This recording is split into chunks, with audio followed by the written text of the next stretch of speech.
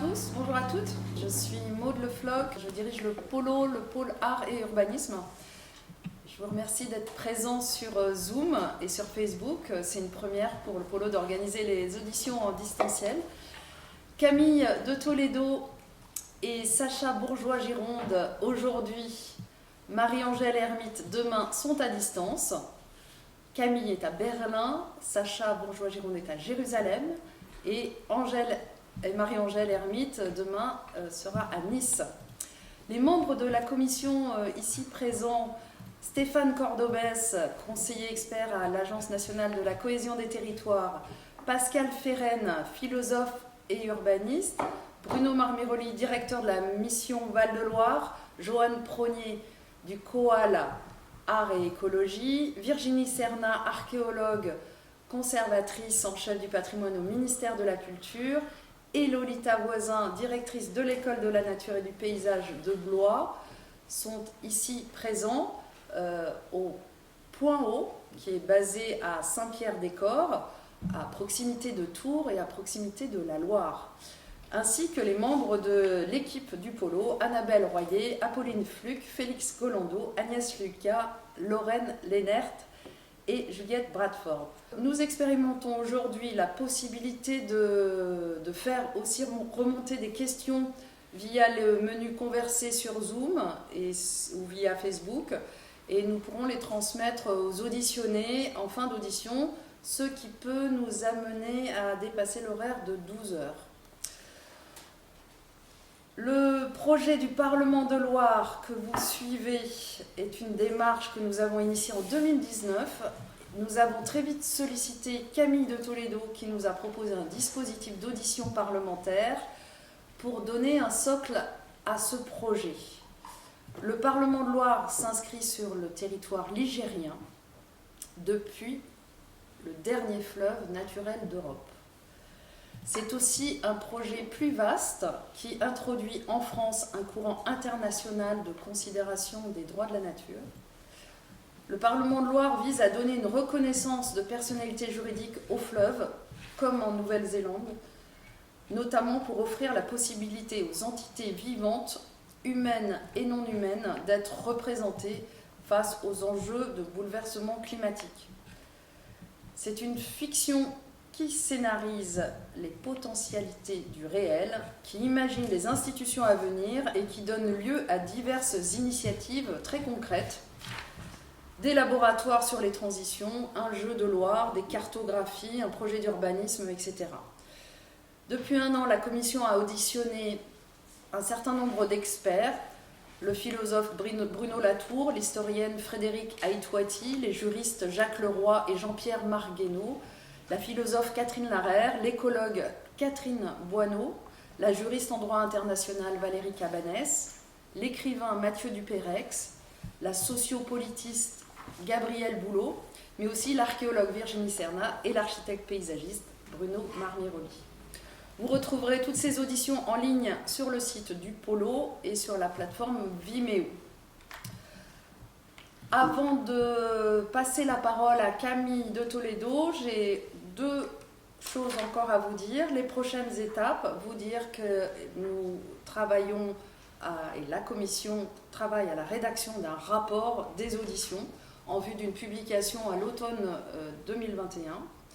En mars aura lieu une première mise en débat public des propositions de la commission, donc sous format présentiel ou distanciel, nous verrons leur venue, et un festival en juin prochain, les Générales Assemblées de Loire.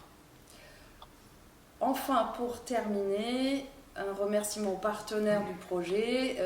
Donc, ce projet inédit s'inscrit dans le cadre d'un programme artiste-ingénieur Génie qui est soutenu par la région Centre-Val de Loire, mais aussi l'agence cyclique, la mission Val-de-Loire, la Fondation Le Damier, la ville de Tours, ainsi que la complicité de l'école de la nature et du paysage de Blois et du COAL Art et Écologie. Je vous souhaite de passer un bon moment en compagnie de Sacha Bourgeois-Gironde et vous rappelle que nous serons demain à la même heure en présence de Marie-Angèle Hermite, juriste spécialiste des questions animistes. Et je vous laisse à présent en compagnie de Camille de Toledo et Virginie Serna pour lancer ces 4e auditions. À vous. Merci beaucoup Maud, merci pour tes mots, merci. Bonjour à toutes et à tous. J'ai juste un très bref mot pour essayer de créer une image qui j'espère nous accompagnera aujourd'hui et demain. Et voilà, et partir de la notion de perspective. Peut-être pas tout de suite introduire ce que Marie-Angèle Hermite nomme déjà depuis quelques années l'animisme juridique. Juste un mot là-dessus, l'animisme juridique, c'est quoi? C'est d'abord et avant tout, et pas besoin d'en passer tout de suite par des catégories religieuses ou spirituelles, c'est en fait la capacité qu'a le droit, par la fiction, par ce qu'on appelle les fictions juridiques, à créer des perspectives nouvelles dans le monde, ou des ontologies juridiques, donc à focaliser autrement depuis notamment des écosystèmes, des milieux, etc. Donc c'est autour de cette perspective et de cette image perspective que j'aimerais juste simplement introduire cette audition, euh, pour vous dire, voilà, on a un certain nombre de perspectives dans le droit, des perspectives qui vont être publiques, étatiques, des perspectives qui vont être privées, qui passent par des groupements d'actionnaires, qui forment des entreprises, et ça va donner des méta-sujets qui eux-mêmes vont avoir des droits et qui vont imposer d'ailleurs leurs droits souvent sur d'autres droits, que ce seraient des focalisations ou des perspectives humaines, donc ce seraient les droits humains. Et à chaque fois, en fait, ces perspectives se diffractent, négocient les termes de la vie commune. Et depuis maintenant quelques années, et notamment avec cet exemple sur lequel on va plancher, on va s'arrêter pendant l'heure qui vient, l'exemple de la loi néo-zélandaise qui a créé un statut juridique, qui a donné la personnalité juridique au fleuve Whanganui.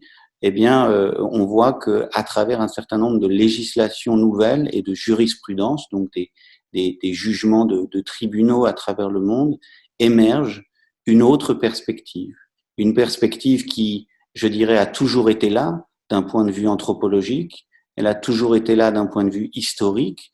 Des philosophes comme Bruno Latour, comme Viveros de Castro, anthropologues comme Philippe Descola et tant d'autres nous le disent et nous l'apprennent depuis des années, c'est que cette perspective est là, la perspective des choses causes, qui sont des causes, le monde est là, mais il n'existait pas juridiquement. Et ce qu'on va avoir émergé donc avec ces nouvelles législations et ces jurisprudences, c'est ces perspectives depuis les milieux, depuis les fleuves, depuis peut-être les montagnes, depuis les lacs.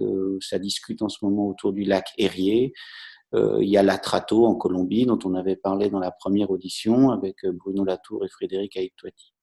Et donc voilà, je suis très très heureux d'entendre et de passer la parole à Virginie Serna, qui va mener en tout cas le début de cette audition avec Sacha Bourgeois-Gironde. Merci infiniment d'être avec nous. Et je vous entends, je vous écoute depuis donc l'émergence de cette autre perspective qui est la perspective d'un fleuve en Nouvelle-Zélande et au-delà, je l'espère. Merci. Bien, bonjour. Je démarre. Te Awa Tupua, acte public numéro 7 du ministère de la Justice, Nouvelle-Zélande, 20 mars 2017. L'acte législatif décrète Te Awa Tupua, entité vivante. Le Parlement néo-zélandais décrète ce qui suit. L'objectif de cette loi est enregistrer les remerciements et les excuses donnés par la couronne à Wanganui Iwi. Te Awa Tupua est un tout indivisible et vivant, comprenant la rivière Wanganui, des montagnes à la mer. Alors, merci vraiment Sacha Bourgeois-Gironde d'avoir donc édité au bon moment pour nous l'ensemble de votre ouvrage, parce qu'effectivement la rédaction et la publication de votre ouvrage, donc l'été dernier, Être la rivière, comment le fleuve Wanganui est devenu une personne vivante, donc en août 2020, pour nous c'est une aubaine. C'est un signe fort pour la commission. Et votre ouvrage raconte, explicite, expose un combat sur un temps très long, le temps long donc des Maoris depuis 1870, pour la reconnaissance donc de la personnalité juridique du fleuve, leur fleuve, le Wanganui en Nouvelle-Zélande. Alors ce livre, il vient effectivement à point nommé pour la commission. Et sa lecture nous permet de revenir vers le Wanganui. Et nous revenons à lui ou à elle, on verra effectivement comment l'appeler. Nous allons aussi avoir la possibilité avec votre texte d'approcher ce texte de loi, le Te Awa Tupua, et d'identifier, je l'espère, les principes, les éléments que nous pourrions en fait reverser de la loi néo-zélandaise vers le Parlement de Loire. Car nous en sommes là, et c'est l'écriture du projet de loi qui est en cours, la plume tenue par Camille de Toledo. Alors avant de vous laisser la parole, je me suis posé la question que bien d'autres se posent, bien entendu. Notre combat, notre désir, j'appellerais ça notre combat-désir, Loire, est-il comparable au combat Wanganui? Est-ce que l'on peut oser la comparaison entre les deux fleuves, entre les deux combats? Doit-on le faire? Parce que finalement, force quand même est de constater que Wanganui intimide. D'abord, il y a ce grand W qui commence, le nom, cette consonance syllabique étrangère, il y a les rives, les riverains, bien entendu, et puis maintenant, sa personnalité juridique. Wanganui en impose, c'est évident. Donc je me suis livrée un petit peu à un jeu de mise sur table des ressemblances, différences et singularités entre Loire et Wanganui. Alors il n'est pas question, bien entendu, ici de faire l'inventaire des assemblages, des dissonances, mais disons que c'est intéressant de voir qu'on a deux fleuves qui finalement ont, et je ne le pensais pas du tout, peut-être un ADN environnemental finalement assez proche, du moins des affleurements, des frottements assez similaires. Alors je démarrais, même lieu d'accouchement, volcan, roche magmatique, hydrologie complexe pour les deux, des deux côtés, forte saisonnalité du fleuve, crue, étiage, sédimentologie assez comparable, gouvernance pionnière très intéressante, politique de l'eau depuis 1940 très intéressante pour le Wanganui, navigation existante pour les deux fleuves, pollution, évidemment, anguilles. Nous avons en commun l'anguille et la pêche à l'anguille, l'extraction de sable, les canoës en goguette et ce très riche écosystème. Alors ce parallélisme des formes, cette, comme vous le dites, similarité de surface des deux substances liquides étendues, puisque vous les appelez comme ça, ne peut être bien entendu suivie jusqu'au bout et ne doit pas écarter donc des dissemblances qui sont très importantes, c'est sur lequel on va revenir. Le linéaire du fleuve. Alors si Wanganui a un grand W, il n'a que 290 km. La Loire, 1006. Existence de rapides très importants. 240 rapides pour Wanganui, des ripots, qui sont des lieux de pêche sacrés. Rien sur la Loire. Une histoire, bien entendu, très différente. Histoire coloniale d'un côté, sur lequel vous reviendrez. Domanalité complètement différente sur la Loire. Mais bien entendu, surtout, et on y reviendra, la grande différence, c'est la relation d'ancestralité entre les tribus riveraines, les Iwi de Wanganui, et la rivière. Cette connexion spirituelle que l'acte législatif donc de mars 2007 inscrit est désormais donc mentionnée dans la lettre du droit et semble jouer, vous le dites tout au long de votre ouvrage, un rôle décisif dans l'articulation entre le droit de la nature et des droits humains. Alors, j'en reviens donc à vos travaux pour vous demander, justement, depuis le Wanganui et depuis votre travail, pourriez-vous nous aider à saisir cet attachement au fleuve, donc cette relation d'ancestralité, qui est effectivement quelque chose qui, a priori, n'existe pas sur la Loire. Donc, pourriez-vous nous aider à saisir cet attachement au fleuve? Comment ces tribus, les Maoris, pensent-ils cette rivière? Je vous laisse la parole. Je vous remercie, Camille, Virginie, déjà pour cette invitation exceptionnelle. Je considère que c'est une invitation exceptionnelle. C'est un événement unique en France, en Europe peut-être. Et nous sommes là à étudier effectivement la rivière néo-zélandaise, que j'appelle la Whanganui et non pas le Whanganui, comme vous l'avez dit, parce que je pense que c'est une rivière femme. C'est pas moi qui le pense, en fait, c'est les Maoris qui lui attribuent ce genre. Ça ne veut pas dire qu'ils attribuent ce genre féminin à toutes leurs rivières. J'ai pu constater sur le terrain en Nouvelle-Zélande, donc sur l'île nord de la Nouvelle-Zélande, qu'il y avait deux rivières rivales, le Waikato, qu'on a tendance à appeler la Waikato d'ailleurs, mais c'est le Waikato et la Whanganui. Ce sont deux rivières assez comparables, industrialisées toutes les deux dans une partie importante, mais qui relèvent de conceptions tout à fait différentes. Alors je dis ça déjà parce que les Iwi, donc qui sont des tribus maoris, c'est l'unité tribale maori, n'ont pas forcément partout sur tout le territoire la même conception de leur rivière. Et ça, c'est important de le dire. Il n'y a pas un maorisme de la rivière qu'on pourrait prendre en bloc. Le Waikato et la Whanganui ne sont pas considérés de même genre et ne donnent pas lieu aux mêmes revendications non plus. Quand j'ai discuté avec une anthropologue maori de la personnalisation de la Whanganui, je ne m'étais pas perçu tout de suite qu'elle venait d'une tribu de la Waikato, enfin du Waikato plus exactement, et elle était finalement assez perplexe sur le fait qu'on puisse personnaliser les rivières. Quand je discutais avec les riverains de la Whanganui, au contraire, il fallait personnaliser cette rivière et pas forcément toutes les autres. Déjà, c'est un point important à signaler. Alors pour les Whanganui, je vais parler simplement des Iwi Whanganui et des personnes que j'ai rencontrées là-bas. Vous posez la question de l'attachement. Effectivement, c'est un attachement que j'appellerais ombilical. C'est un attachement d'ancestralité et de famille. En réalité, dire que la rivière est une personne, pour les Iwi Whanganui, c'est tout simplement dire que c'est un membre de la famille. Voilà. Il n'y a pas quelque chose de nouveau à dire que c'est une personne. Et quand la loi a dit la rivière est une personne, c'était pas une surprise en fait. C'était l'aboutissement d'une longue revendication, mais c'était pas une nouveauté pour eux. C'était pas du tout une nouveauté. C'était quelque chose qui était là depuis toujours. C'est une personne au sens que c'est un ancêtre. Alors, en quel sens c'est un ancêtre? Alors, vous voyez, c'est pas évident quand on voit ces photos. C'est des photos que j'ai prises sur le terrain. Alors là, je ne sais pas si ce paysage ressemble beaucoup à la Loire ou à un moment de la Loire. Alors, voyons une autre image. Là, c'est l'embouchure. Ce que vous venez de voir avant, c'était à mi-parcours, donc c'est déjà assez montagneux. Là, on est sur l'embouchure, on est dans la ville de Whanganui. On écrit sans H et la rivière avec un H généralement, donc c'est vers la ville, donc c'est un paysage urbain. Et je pense que je vais vous montrer une troisième vue. Ah non, revenons en arrière. Ça, je vous le montrerai après.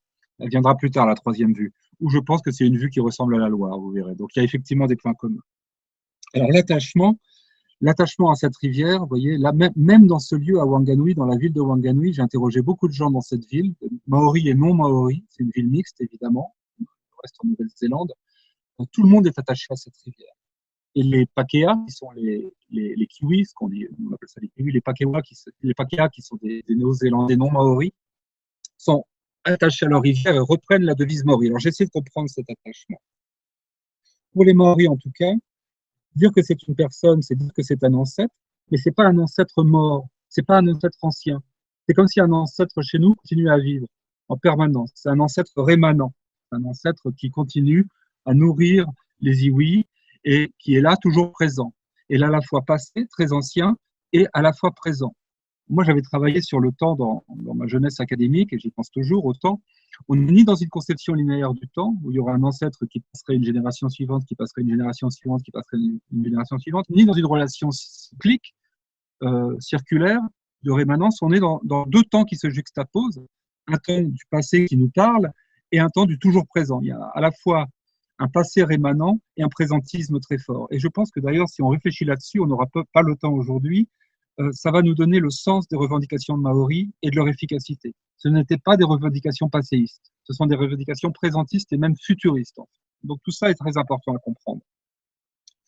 Et dire que c'est une personne et dire qu'elle est membre de la famille, ça ne veut pas dire qu'elle a figure humaine, ça ne veut pas dire qu'elle est humanisée ou anthropomorphisée. Alors là, on passe à l'image suivante. Qu'est-ce que c'est l'image suivante? C'est une photographie que j'ai prise sur un marae. Une marae, c'est une maison communale maori. Donc, c'est un marae qui était le long de la rivière. Et ce que vous voyez sur ces chevrons du marae maori, ce sont des représentations de la rivière. Ça, c'est la Whanganui vue par les Maoris. voyez, c'est assez peu figuratif. Ça reste un motif. C'est assez intéressant de comprendre ce motif. Je ne prétends pas le comprendre. Mais la rivière, quand elle est représentée, elle peut être représentée comme ça. Elle peut être représentée de cette manière-là. Vous voyez, c'est pas du tout anthropomorphique comme représentation. Et pourtant, c'est un ancêtre. C'est ça leur ancêtre. C'est cette image qu'ils ont en tête, peut-être, quand ils parlent de leur ancêtre. Alors, ça veut dire que dans une même famille, dans un même lien d'ancestralité, il y a une coimbrication d'êtres très différents, au-delà de la différence des espèces, au-delà de la différence des catégories, et au-delà de la différence possible des représentations.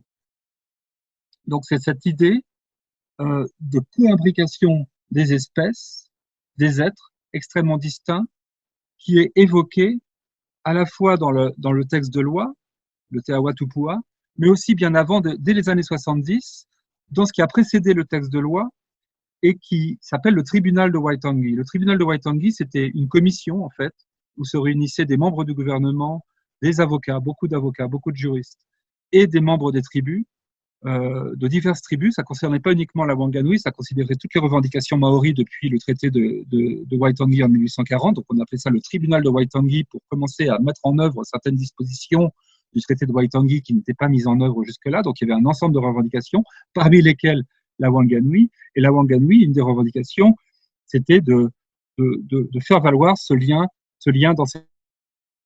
Vous avez là, normalement, dans le diapositive suivant, un extrait de... Alors non, ça sera plus tard, excusez-moi, je ne connais pas forcément mes propres diapositives, j'en suis désolé.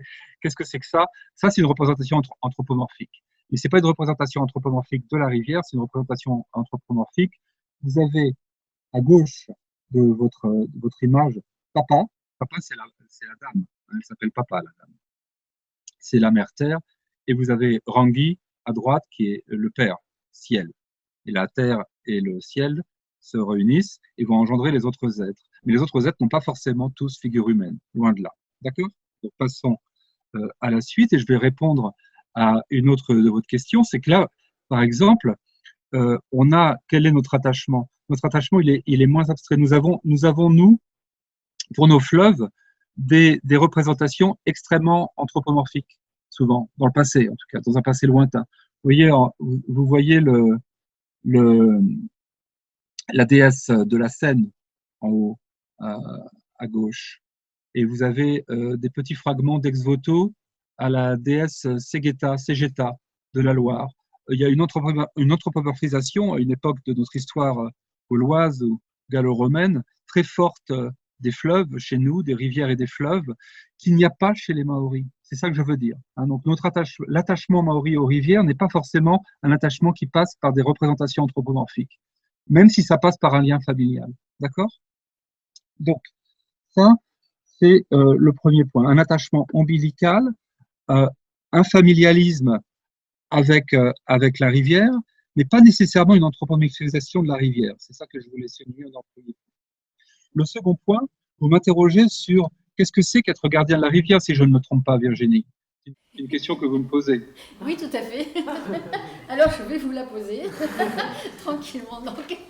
Mais je crois que vous me l'avez un petit peu posée. Oui, je l'ai un petit peu posée, mais je vais juste, si vous permettez, reprendre juste deux petites choses. Donc, effectivement, depuis nos lieux d'audition, en fait, nous nous sommes attachés à chaque fois à donner de la voix, assez modestement, souvent, à ce qui est appelé par certains le peuple de Loire. Donc il y a eu la voie, le combat contre les bassines de Loire, les barrages écrêteurs, les algues vertes, les centrales nucléaires, la construction d'un pont sur la Loire. Et effectivement, voilà, peuple de Loire, gardien du fleuve, voilà, je vous repose donc la question à laquelle vous allez déjà répondre. Merci. Je vais y répondre effectivement parce que c'est dans la suite exactement de cette idée d'anthropomorphisation. C'est pour ça que ça tombe à pic, cette réponse, cette question-là. Pourquoi? Parce que je dis que la rivière en elle-même n'est pas vue comme une personne humaine. Elle est vue comme une personne. Elle est vue comme un membre de la famille, mais elle n'a pas forcément visage humain. Donc, ce que va donner la loi, c'est de lui donner un visage humain, en fait. Et c'est ce visage, effectivement, en maori qu'on appelle le teputupua. Donc, il faut parler un peu le tereo maori pour bien comprendre le texte qui s'est fait. Donc, je l'apprends. J'ai un professeur particulier dans ce domaine, mais c'est pas facile. Donc, le teputupua, c'est le visage humain de la rivière. Mais ce que je voulais vous dire, c'est qu'elle n'a pas spontanément, dans la représentation qu'en ont les Maoris, un visage humain. Elle n'a pas une représentation anthropomorphique. Il n'y a pas ces statuts, spontanément. de la rivière, comme nous, on les avait pour la Loire ou pour la Seine ou pour d'autres rivières. Donc, il n'y a pas dans ce sens-là une anthropomorphisation. Alors, qu'est-ce que c'est que donner un visage humain à la rivière? C'est de dire, effectivement, la loi va dire il y aura 2 gardiens humains de la rivière qui vont parler en leur nom, et ça sera le visage humain de la rivière. Alors, ce qui est très intéressant, on verra plus tard, pas maintenant, le visage humain, on verra, j'ai mis des images des gens, effectivement, qui sont les visages humains de la rivière, qui donc ont bien un visage humain, parce que ce sont des humains. Mais généralement, on parle de ces 2 gardiens. Il y a 2 gardiens de la rivière qui sont là pour se défendre ses intérêts. Un qui est représenté qui représente les iwi riveraines, les tribus riveraines, et un autre qui représente les intérêts de la couronne. Donc, c'est une négociation déjà entre les 2 gardiens. Les 2 sont maoris. Il y a un homme et une femme. Mais bien qu'ils soient 2, on en parlera au singulier. Les gens en parlent au singulier. Ils sont 2. Ils sont 2 humains. Un homme, une femme, tous les 2 maoris, un représentant la couronne, l'autre les tribus. Mais on dit le gardien et non pas les gardiens.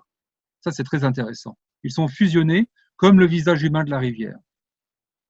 Mais il n'y avait pas cette idée de visage humain de la rivière dans la conception originelle maori. Ça, c'est important à voir. La loi a utilisé cette idée de visage humain pour rendre possible la défense des intérêts de la rivière. Mais la rivière n'a pas spontanément un visage humain. C'est ça que je veux dire. Il n'y a pas forcément une anthropomorphisation, je crois que j'y ai assez insisté. Il a fallu conférer par la loi un visage humain. Cette idée de Te Tupua, de visage humain de la rivière, est une création légale qui reprend un concept maori, en tout cas un terme maori, qui ne figurait pas au départ dans la conception maori de la rivière. C'est important de le souligner.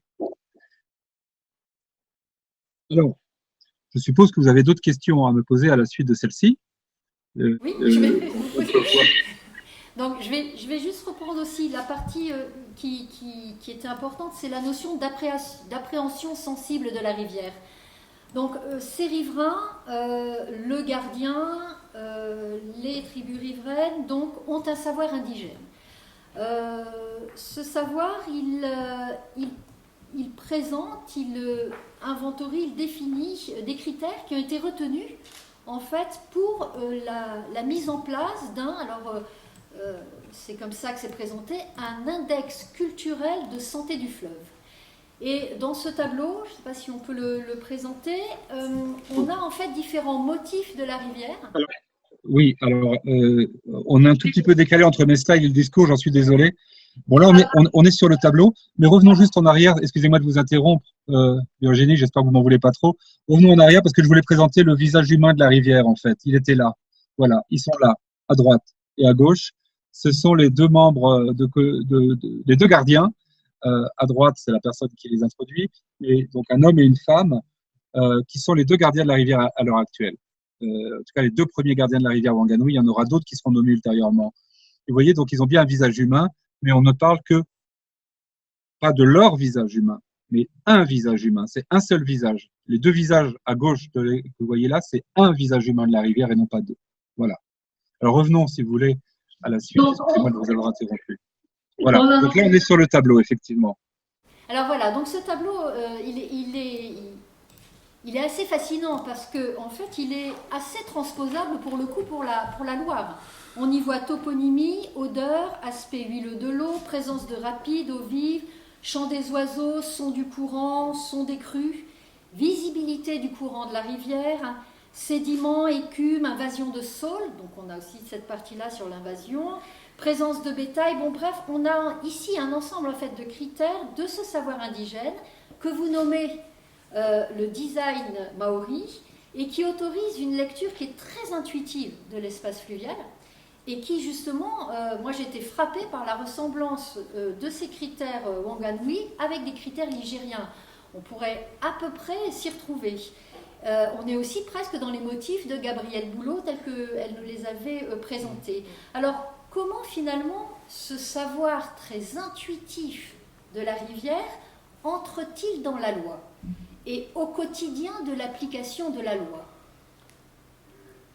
Alors, c'est une excellente question. Moi aussi, ce tableau m'a beaucoup frappé quand j'en ai pris connaissance. Ça vient d'un rapport qui a été fait au ministère de l'Environnement néo-zélandais, qui a décidé à un moment donné de confronter. Donc, la loi était en cours d'élaboration et le ministère de l'Environnement a dit, bon, bah, finalement, effectivement, est-ce qu'on peut comparer les critères maoris de santé de la rivière, puisque ce que va essayer de défendre la loi, c'est le bien-être et la santé de la rivière.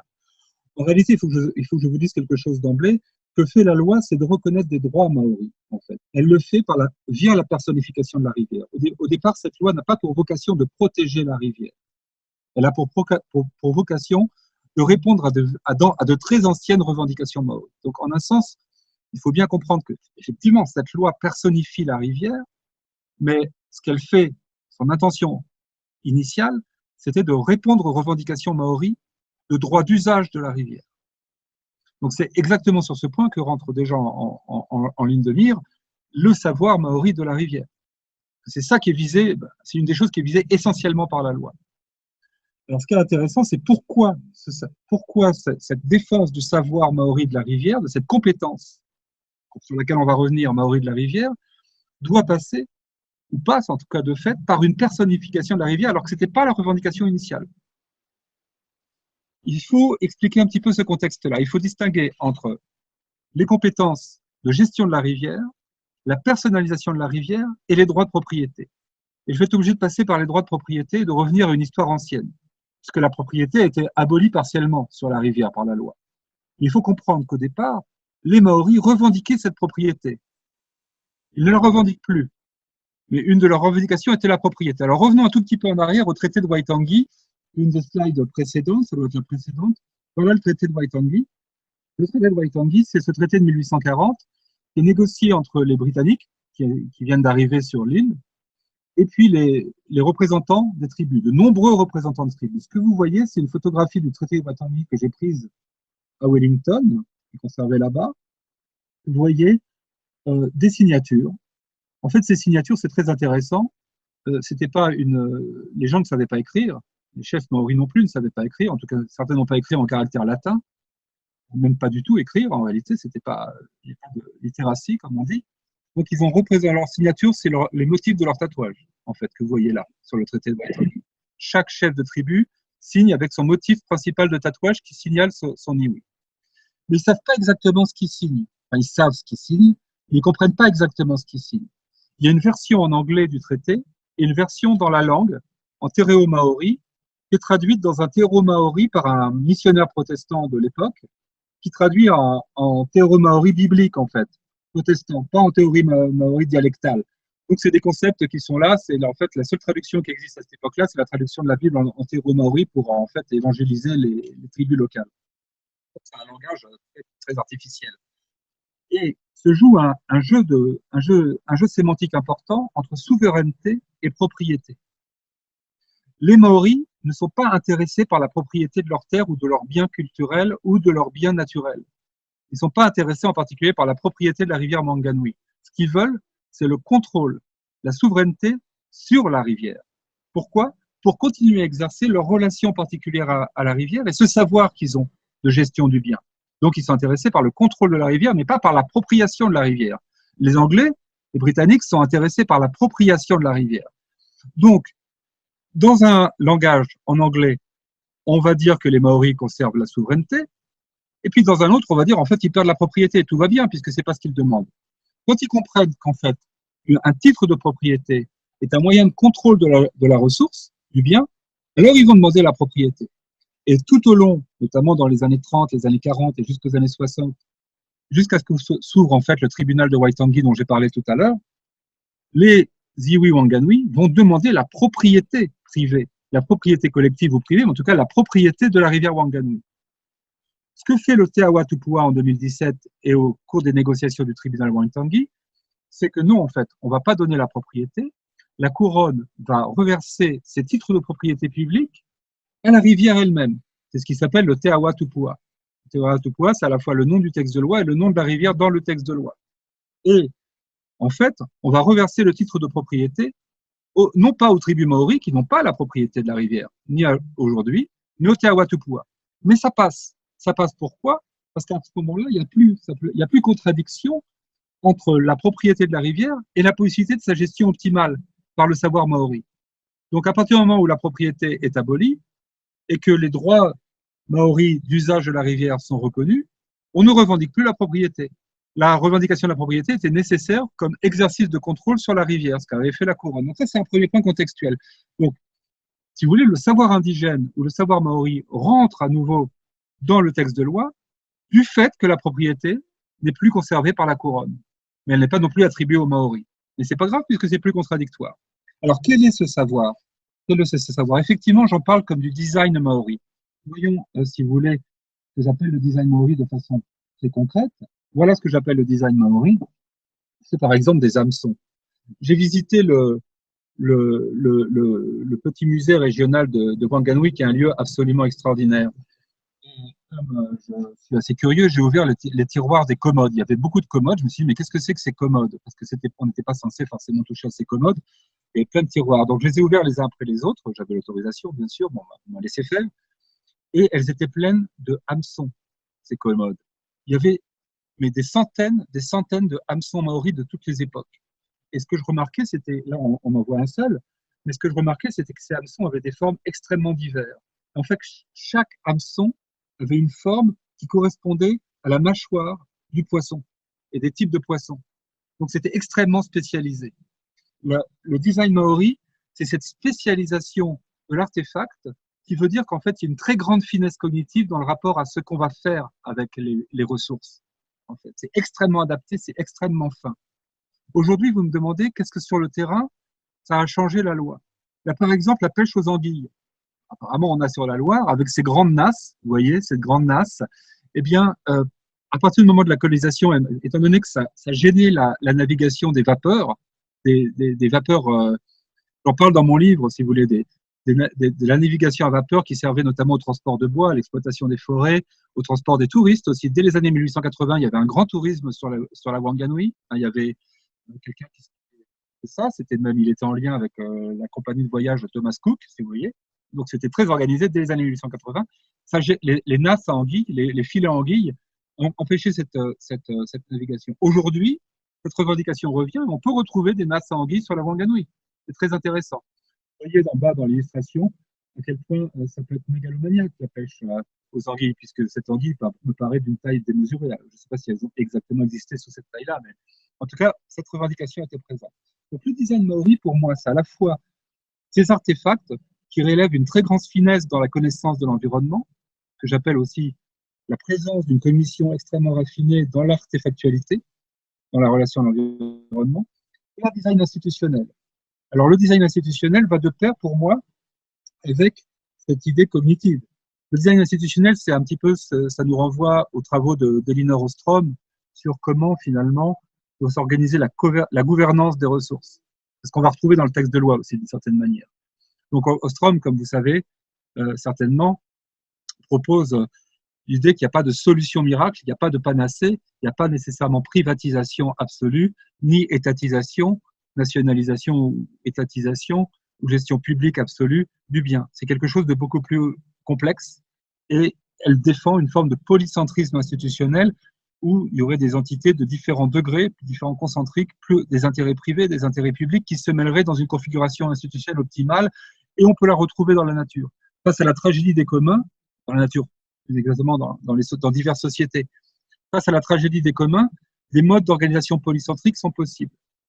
Pour moi, si vous voulez, là où je diffère un petit peu avec Ostrom, je diffère de différentes manières avec Elinor Ostrom. On verra plus tard pourquoi la personnification des biens, si vous voulez, est quelque chose de différent de ce que suggère Ostrom et représente un décalage par rapport à ça. Mais ce que je veux dire sur le design maori, c'est qu'une institution optimale, une gestion optimale d'une ressource naturelle doit impliquer la chose suivante.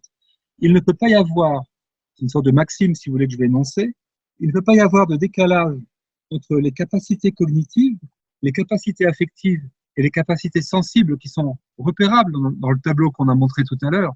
C'est une très grande sensibilité par rapport à la ressource, par rapport à ses manifestations, par rapport à sa phénoménologie, c'est ce que j'appelle la perception de la ressource très raffinée. la capacité cognitive et la capacité phénoménologique de se rapporter à cette ressource.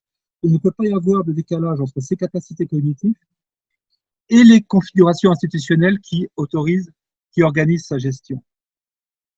Une gestion optimale d'une ressource, si on veut parler comme ça, que je rappelle-vous que je fais de l'économie comportementale, donc j'ai tendance à parler comme ça, une gestion optimale d'une ressource, c'est quelque chose qui est un point de rencontre entre des capacités cognitives et une configuration institutionnelle.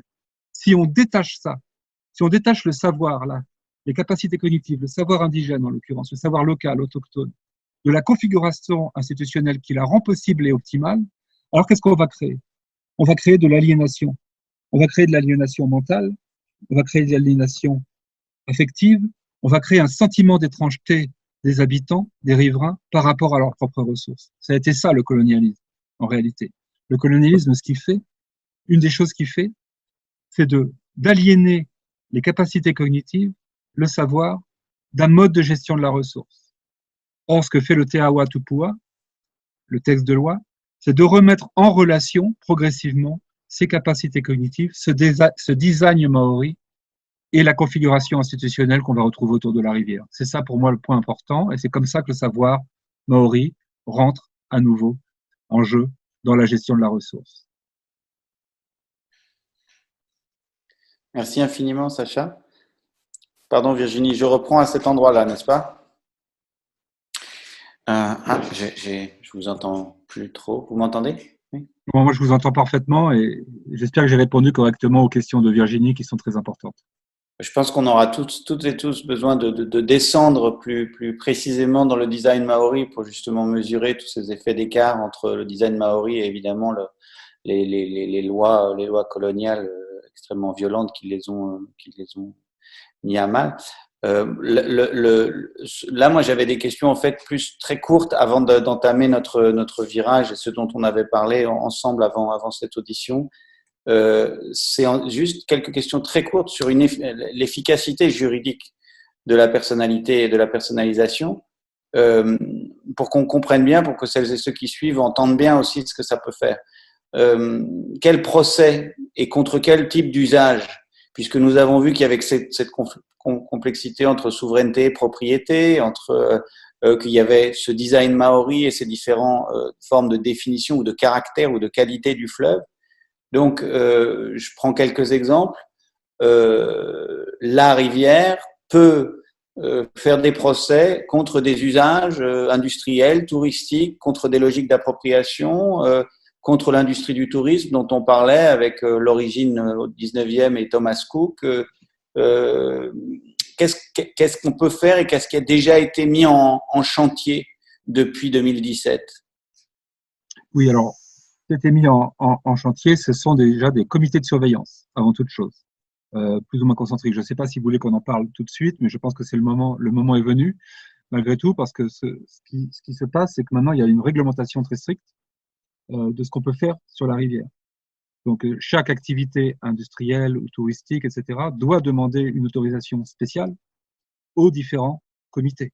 Il y a 3 types de comités. Il y a les 2 gardiens dont on a vu tout à l'heure le visage humain.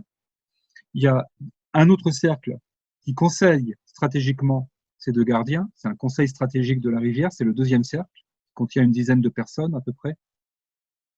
Et enfin, ce qui me semble le plus important, parce qu'en fait, on travaille sur ce cercle concentrique et je voudrais revenir sur ce design institutionnel là pour le coup. Le 3e cercle est composé de 17 personnes. Alors, j'en ai rencontré un certain nombre. Et c'est extrêmement important parce que c'est là que se joue l'interface entre ce qui se passe concrètement sur le terrain, sur la rivière, ce qui peut se passer sur la rivière, ce qui est licite maintenant, qui se passe sur la rivière, et la rivière elle-même, c'est-à-dire son visage humain. C'est là que se joue l'interface. Alors, quelles sont ces 17 personnes? Je ne vais pas toutes les énumérer, et je ne les connais pas toutes d'ailleurs, mais j'en ai rencontré un en particulier qui était exceptionnel, qui s'appelait Rory Smith. Lui s'occupe des activités touristiques d'ailleurs sur la rivière. C'est extrêmement important, les activités touristiques, parce que durant l'été, il y a énormément de navigation touristique, énormément de rafters et énormément d'activités de présence humaine sur la rivière. Alors, ça veut dire que les bateaux ont une contenance réduite.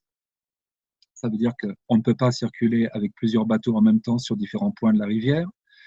Ça veut dire que les routes ne sont pas submergées. Ça veut dire que chacune des activités, il y a beaucoup d'engouement évidemment pour la navigation sur waka, qui sont ces embarcations marronniers, une sorte de rafting en waka. Tout ça est parfaitement réglementé. Chaque bateau, chaque embarcation contient un extrait du Te Awa Tupua. Ça, c'est très intéressant. J'ai pris moi-même un de ces bateaux et on est amené, avant de monter dans le bateau, à lire une charte en fait de respect de la rivière. Donc, il y a beaucoup de dispositions comme ça qui sont mises en place. Maintenant, effectivement, si on voulait organiser une activité industrielle sur la rivière, ça va être difficile. Il y en a déjà, elles sont toujours présentes. Il y a un barrage près des volcans, qui est une centrale hydroélectrique, qui a dévié dans les années 60 une partie des eaux de la rivière. Maintenant, leurs activités sont très limitées. Il y a un respect, une charte de l'environnement. Qu'est-ce qu'il y a d'autre? Alors, le point le plus difficile, c'est l'agriculture. Ça, c'est le point le plus difficile et c'est pas encore tout à fait réglé puisque les paysans déversent encore des engrais dans la rivière. D'ailleurs, que ce soit des agriculteurs néo-zélandais non maoris ou même certaines exploitations tenues par des maoris. C'est là le point le plus difficile. Là, il y a des intérêts qui sont compliqués à gérer. Mais c'est très important d'en avoir conscience et de ne pas imaginer que c'est un cadre idyllique. Parce que ce qui va se passer, ce que change le droit, la personnalisation de la rivière, et ça on peut en parler si vous voulez, si vous êtes d'accord Camille, un tout petit peu maintenant, et on y reviendra si vous le souhaitez, c'est que on n'est plus tout à fait maintenant dans la gestion d'un commun. On n'est plus simplement dans la gestion d'une ressource commune, où chacun des intérêts va se dire, bon, toi tu prends ça, moi je prends ça, et on va limiter, on va réglementer nos interactions, comme on le fait dans une gestion optimale des communs, pour dire, voyons, ne dépassons pas un certain seuil, passons un contrat, ne dépassons pas un certain seuil. Ça se passe plus tout à fait comme ça. Ça pouvait se passer comme ça jusque-là. Ça se passait pas plus totalement comme ça parce qu'il y avait des intérêts qui prenaient le dessus, mais ça pouvait se passer comme ça. On a changé de type de contrat, on a changé de type de négociation et de type de relation entre les intérêts. Maintenant, la rivière peut décider quel est son intérêt à travers son visage humain. Donc, ce ne sont plus des contrats entre intérêts humains, ce sont des contrats entre intérêts humains et intérêts de la rivière. Ça change complètement la donne. C'est-à-dire que maintenant, la rivière peut dire contractuellement dans le droit, non, je ne veux pas que vous fassiez ça. Et ça peut être discuté devant un tribunal. Et ça peut être donc négocié. Ce n'était pas le cas jusque-là. Donc il y a une plus grande. On n'est plus dans la gestion d'un commun, on est dans la négociation de personne à personne. Et avec des intérêts foncièrement différents, voire divergents. Donc c'est très important. C'est ça qui change essentiellement. Merci beaucoup. Ouais, justement, je voudrais qu'on revienne sur un point que vous exposez, que vous discutez dans votre livre. Et on s'éloigne un tout petit peu du Whanganui, de la Nouvelle-Zélande, mais pour bien saisir. Vous mentionnez en fait dans l'histoire du droit eh bien, ce qu'on appelle les générations de droit. Donc celles et ceux qui nous écoutent, là aussi, peuvent situer ce qui est un peu en train de nous arriver avec ces formes de révolution juridique qui donnent la personnalité juridique à des éléments de la nature, des écosystèmes, un changement, une bascule qui évidemment est le fruit de luttes avec des résistances très très très fortes, notamment parce qu'il y a cette ontologie un peu classique qui disqualifie les êtres de la nature en disant ce sont des ressources. Et donc voilà. Et donc je voulais reprendre ce tableau en quelque sorte des générations du droit pour vous poser une question. Vous dites voilà, il y a cette première génération de droits qu'on a appelé les droits humains qui naissent de ces révolutions politiques du XVIIIe siècle. Qui vont progressivement, ces droits humains, s'étendre aussi à différents sujets qui étaient traités comme des biens ou des meubles ou des choses. Alors, ça a été le combat pour les droits civiques. Enfin, avant, c'était la fin de l'esclavage. Ça a été le droit aussi pour le droit des femmes. Mais on voit ces droits humains s'étendre petit à petit. Et puis, il y a une deuxième génération de droits qui est assez bien connue également, puisqu'on en bénéficie encore aujourd'hui, qui sont ces droits économiques et sociaux qui sont nés de l'épreuve de la crise de 29, puis ensuite de la guerre. Et au sortir de la guerre, il a fallu donner des droits économiques et sociaux. Et vous parlez, vous, d'une troisième génération de droits. Enfin, on parle d'une troisième génération de droits qui sont ces droits environnementaux et qui passent maintenant par cette bascule. Les droits environnementaux, c'était d'abord des droits de protection, donc de protection depuis les humains vers les non-humains. Et là, il y a cette bascule qui s'opère. Et j'aimerais que vous nous exposiez ça, en fait, ce changement de perspective, qu'on l'ait bien en tête, ce changement de perspective par rapport à une logique de protection. Qu'est-ce qui vient être comme ça, qu'est-ce qui va faire écart par rapport et bascule par rapport à une simple logique de protection? C'est une excellente question. C'est une des clés du problème, effectivement. On n'est plus dans une logique de protection. On est dans un décentrement. Il y a plusieurs décentrements, en réalité. Donc, je vais essayer de reprendre un petit peu certains points là-dessus. Il y a plusieurs types de décentrement. Et comme vous le dites, on n'est plus dans une logique de protection. Et d'ailleurs, le Te Awatupua n'est pas dans une logique de protection. Je l'ai dit, l'enjeu initial de la loi, c'était pas de protéger la rivière, c'était de redonner des droits maoris sur la rivière. Ou du moins, plus exactement, plus que des droits maoris sur la rivière, puisqu'il n'y a pas le droit de propriété, ce sont des droits d'usage, mais pas des droits de propriété, des droits de gestion avec des valeurs maoris. En fait, le point central, c'était de remettre au centre du dispositif de gestion de la rivière par la loi, par le droit, un mode de gestion de la rivière qui implique des perspectives multiples sur la rivière. Et à commencer, la perspective de la rivière elle-même sur elle-même. Ça, c'est là que déjà se joue le décentrement. C'est-à-dire qu'effectivement, le décentrement, c'est qu'il n'y a plus simplement la perspective humaine sur la rivière, y compris la perspective protectrice d'ailleurs. C'est exactement ça. C'est pas la perspective protectrice qui est mise en avant. Ce sont des valeurs. Ces valeurs impliquent qu'on respecte le bien-être de la rivière, mais pas dans le sens d'une protection de l'environnement. C'est que ces valeurs impliquent chez les Maoris une réciprocité entre ce que fait la rivière sur les hommes et ce que font les hommes sur la rivière. Donc déjà, dans la conception des valeurs Maoris, il y a une relation biunivoque qui n'est pas une perspective unique. Ça, c'est le premier point. Alors, quels sont les décentrements? Cette question du décentrement, elle est complexe. Effectivement, il y a déjà, avant toute chose, on peut le dire, c'est de devenir un sujet de droit alors qu'on ne l'était pas. Comme vous l'avez dit, on était un bien, on était un immeuble ou un meuble. C'est difficile de savoir si une rivière qui bouge et qui ne bouge pas en même temps est un meuble ou un immeuble, d'ailleurs. Ça, c'est très compliqué du point de vue du droit foncier.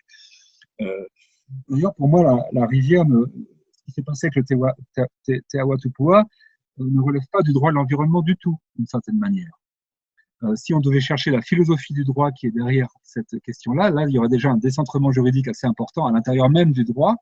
Je pense que ce qui s'est passé, j'ai tendance à le dire, relève à la fois, ça peut paraître un peu provocateur, mais relève à la fois du droit de la famille et du droit de la propriété intellectuelle plus que du droit de l'environnement. C'est assez intéressant de voir que dans les conceptions juridiques qui sont impliquées dans le Te Awatupua, on a des questions de parenté qui sont là, qui sont évoquées. Donc j'ai envie de dire, c'est du droit de la famille. Et on a des questions de propriété intellectuelle. C'est-à-dire, en fait, ce qui va être défendu, ce sont des valeurs, ce sont des modes de gestion, ce sont des compétences intellectuelles, comme on l'a vu tout à l'heure avec Virginie à travers le tableau. On n'a pas eu le temps de rentrer dans le détail du tableau, mais Virginie l'a fait pertinemment. Il y a plein de sensibilités, il y a plein de… Chaque terme renvoie à une question intellectuelle. Je comprends la rivière de cette manière. Et ce sont ces droits intellectuels qui sont défendus. Ça, c'est extrêmement important de le voir. On est sur une question de droit familial et de droit intellectuel avant d'être sur une question de droit environnement. C'est un déplacement à l'intérieur du droit qui est essentiel. Donc, devenir sujet de droit aussi, c'est évidemment important. On n'est pas un bien, on n'est plus une ressource, on n'est pas dans la protection environnementale. Moi, je pense que la notion d'environnement est extrêmement fallacieuse et vague, puisque quand on parle de protection de l'environnement, on met encore l'homme au centre d'un environnement. On ne sait pas trop ce que ça veut dire, l'environnement, d'une certaine manière. L'environnement, c'est ce qui nous environne, nous. Mais ce n'est pas le problème, là. Ce n'est pas nous ce qui nous environne. Comme vous le dites très justement, Camille, on change de perspective. J'adhère assez fortement sur ce point-là. Je pense qu'une conception qui est défendue, c'est la conception, par exemple, de Tim Ingold. C'est-à-dire que la nature devient… C'est un écocentrisme, en réalité. Tim Ingold va beaucoup plus loin. C'est un anthropologue britannique, très voisin des travaux de Philippe Descola en France. Donc, Tim Ingold parle de phytocentrisme. Prenons la perspective d'une plante, des plantes, dans la conception de l'environnement. C'est plus notre environnement, c'est l'environnement des plantes. On est dans l'environnement des plantes. C'est pas les plantes qui sont dans notre environnement. On est dans l'environnement de la rivière autant que la rivière est dans notre environnement. C'est ça le décentrement. C'est un des premiers points du décentrement. Alors, on est dans un monde de relations perspectivales, comme vous le dites. Oui. Je vous interromps une seconde parce que je crois qu'il y a souvent, je pense, il y a une forme d'inquiétude justement dans cette bascule, dans ce perspectivisme, dans ce multiperspectivisme qui passe par les intérêts propres, la santé, mais aussi les modes d'existence, les modes de la vie sensible des éléments non humains, des éléments de la nature. Il y a souvent une inquiétude, mais qu'est-ce qu'il va en être alors justement? Vous parliez du bien commun, de l'intérêt général, et on voit d'ailleurs cette sorte d'ambivalence se maintenir dans le visage humain de la rivière, puisqu'il y a quand même un représentant de l'État. Il y a un représentant de l'État, vous le dites, qui est maori, mais qui pourrait être peut-être un représentant de l'État non maori, et il y a aussi un représentant des tribus iwi. Et donc, il y a comme ça cette bascule, cette ambivalence, et j'aimerais aussi là vous entendre sur un peu plus loin sur ce que ça signifie comme changement par rapport à la théorie des biens communs. Comment tout d'un coup, le surgissement d'une personne juridique vient peut-être nous emmène plus loin ou nous déplace par rapport à la théorie du bien commun. Oui, alors je vais répondre à votre question. Je vais juste la reprendre un tout petit peu en amont, parce qu'il me faut un petit préambule très bref là-dessus.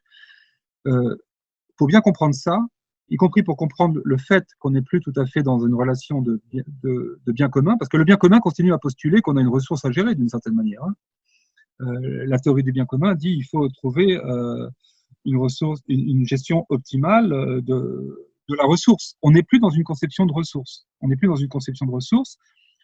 Le décentrement, il est dans les deux sens. C'est-à-dire que nous allons prendre la perspective de la rivière, mais ce qu'il faut comprendre, c'est que la loi fait aussi la chose suivante. Elle demande à la rivière de rentrer dans les relations humaines. Et ça, c'est beaucoup plus difficile à voir tout de suite. C'est que le décentrement, il est dans les deux sens. L'homme vers la nature vers l'homme. Et les deux ensemble co-imbriqués. C'est-à-dire que quand on désigne un visage humain à la rivière, je l'ai dit tout à l'heure, c'est pas une anthropomorphisation. C'est pour rendre possible la négociation, en fait. C'est-à-dire que la rivière a besoin de rentrer dans le monde des hommes, de même que nous avons besoin de rentrer dans le monde de la rivière. Vous voyez, là, sur cette image, vous avez une palourde ou une pétoncle. C'est une image classique de UXCUL qui représente ce que c'est qu'un environnement pour une pétoncle. Bon, il faut s'imaginer, c'est la base de l'éthologie et de l'écologie, en fait, ce dessin de Jacob von Exküll. Voilà, Exküll avait dit, voilà, prenons qu'est-ce que c'est le monde de la tique, qu'est-ce que c'est le monde de la palourde, qu'est-ce que c'est le monde de la mouche, qu'est-ce que c'est le monde de l'homme. Donc on doit imaginer ce que c'est que le monde de la rivière, nous aussi. C'est pas évident parce que c'est pas un être sensible de la même manière. Donc on lui donne des artefacts un petit peu juridiques comme ça, on lui prête un visage humain pour qu'on puisse dire que la rivière rentre dans le monde des relations humaines. Alors maintenant, nous faisons partie de cet environnement, de l'environnement de la rivière. Donc le visage humain de la rivière, c'est ce qui va rendre possible l'entrée de la rivière dans le monde des humains. Il faut penser à ça juridiquement et métaphysiquement. Sans ça, on n'a pas bougé de la théorie des communs, qui est une très bonne théorie pour plein d'aspects, mais que la personnification d'une entité naturelle modifie drastiquement, effectivement, modifie radicalement, parce que désormais, on prête un visage humain à des entités naturelles et c'est indispensable. C'est indispensable pour que se mette en place une négociation qui vont changer complètement les accords, les contrats qu'on va pouvoir passer. C'est très important. Alors, je vais parler juste 2 minutes en économiste, parce que je fais de l'économie du droit, beaucoup d'économie du droit. Hein. Quand je suis dans mon université, c'est un laboratoire d'économie du droit dirigé par mon collègue Bruno Défunt. On réfléchit beaucoup sur cette chose-là actuellement. Qu'est-ce que ça change par rapport au traitement des externalités, hein? J'ai parlé en économiste juste un instant, après tout, c'est mon métier. Une externalité, c'est vraiment une pollution.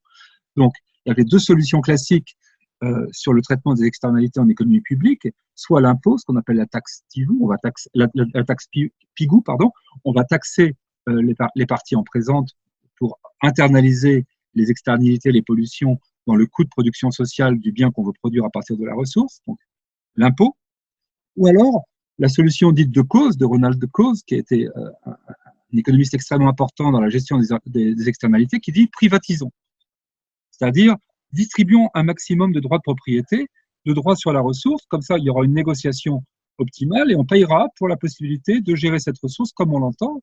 On taxera, mais pas cette fois-ci pas par l'État, mais de manière privée, on taxera les externalités. Là, c'est plus possible. On a changé de cadre économique. La personnalisation d'une ressource naturelle, que j'ai du mal à appeler ressource dans cette condition, parce que je sais que je change de paradigme, mais gardons ce terme provisoirement, la personnalisation d'une ressource nous fait sortir à la fois du cadre étatique, de la taxe PIGU, et du cadre privatiste, de la solution causienne de Ronald Coase. Désormais, ce n'est plus un bien, Il n'y a plus de droit de propriété sur ce bien, qu'il soit public ou privé. C'est une personne. Ça veut dire qu'elle passe un contrat d'égal à égal avec nous. Ça change complètement la théorie des communs, qui n'envisage pas cette relation contractuelle de personne à personne. Et je peux vous dire qu'on y travaille, donc je dis dans le laboratoire de Paris 2 dans lequel je travaille, on travaille à savoir en quoi la personnalisation d'un bien va modifier les équilibres économiques qui vont se produire dans le cadre de cette nouvelle négociation de personne à personne qui n'y avait pas jusque-là dans la théorie des communs. C'est ça le point central, en fait, le point théorique central du point de vue de la théorie économique. La personnalisation change le cadre économique. Merci infiniment. Je sais pas, j'ai une dernière question qui va nous ramener vers la Loire, vers notre entité de point de départ et où on revient sans cesse. J'aurais aussi beaucoup de questions et d'envie de questions sur justement les conséquences dans l'économie politique de la personnalisation juridique des éléments de la nature. Donc, si vous voulez bien, Sacha, juste brièvement nous dire, vous, dans vos élaborations, dans vos expériences, est-ce que ça veut dire qu'on contractualise de plus en plus avec cette entité juridique, avec ce visage humain des entités naturelles? Est-ce que ça signifie qu'il y a des versements de loyers, des droits d'usage qui sont payés à la personnalité juridique? Est-ce que chaque usage du fleuve devient monnayable? Et dans ce cas-là, est-ce qu'il n'y a pas un risque de monétisation générale du monde? Si monétisation générale du monde il y a, ce sont beaucoup de questions en fait qu'on se pose, nous ici et dans tout le processus du Parlement de Loire. Et la question qui m'amène, surtout plus importante encore, c'est donc dans l'écriture d'une loi à venir, est-ce qu'on est sur la bonne route si l'on dit les choses suivantes? Il y a donc autour de la Loire à identifier une base commune de valeurs, de qualité du fleuve, de l'entité considérée, sans forcément en passer par la notion des peuples, mais en tout cas de se mettre d'accord sur un certain nombre de valeurs liées au fleuve. Une fois que ces valeurs et ce socle de valeurs et de qualité est identifié, est-ce qu'on fait bonne route si on crée à ce moment-là ces trois cercles concentriques, et si vous pouvez justement y revenir. L'interface humaine, ce que j'ai parfois appelé l'exécutif de l'entité naturelle considérée, le visage humain. Et dans ce cas-là, comment est-ce que l'on élirait les représentants? Et puis les deuxième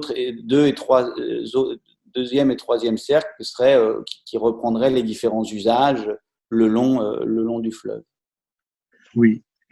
Bon, ce sont des questions importantes. Je voudrais aller dans ce cas-là sur ma dernière slide. J'en aurais malheureusement sauté quelques-unes. Peut-être que je garde une surprise pour la fin, ceci dit. Mais voilà, oublions ça.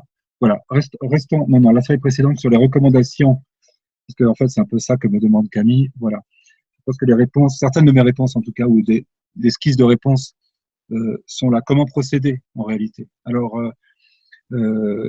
si vous permettez, Camille, je vais répondre avec ce slide, parce que je crois que ça couvre un petit peu certaines de vos questions. Sinon, n'hésitez pas à m'interrompre pour me remettre sur le chemin qui vous intéresse. Et ça répond aussi à une question de Virginie au tout départ. Quelles sont les différences et quelles sont les analogies? La différence principale, c'est que la loi en Nouvelle-Zélande est passée par la voie législative, c'est-à-dire qu'il y avait un consensus populaire, d'une certaine manière. Puisque c'est la voie législative, il y avait une suffisante portion de la population qui était favorable. Évidemment, la population maori n'est pas majoritaire, mais il y avait dans la population non maori beaucoup de gens favorables à cette personnalisation juridique. Donc ça a pu être voté au Parlement. Ça a pu être voté au Parlement, et sachez que ça a été voté, porté par le côté droit de la vie politique, et c'est important.